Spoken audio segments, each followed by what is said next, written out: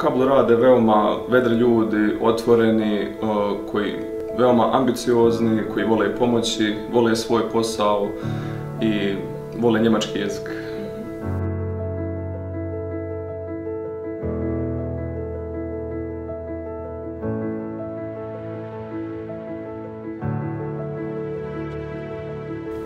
Ja sam Josip Čuljak, imam 24 godine i radim kao profesor vokabule.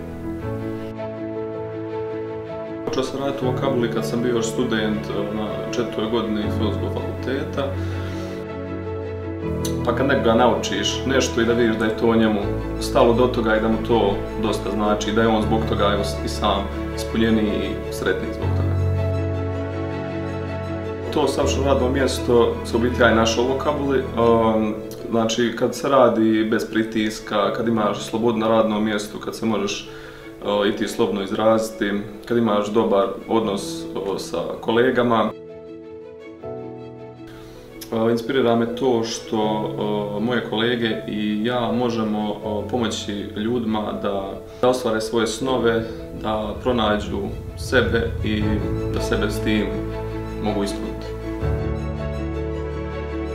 Volimo raditi s ljudima, volimo da su ljudi u vokabuli sretni, imamo super odnose među kolegama i kolegicama, super smo i sa polaznicima,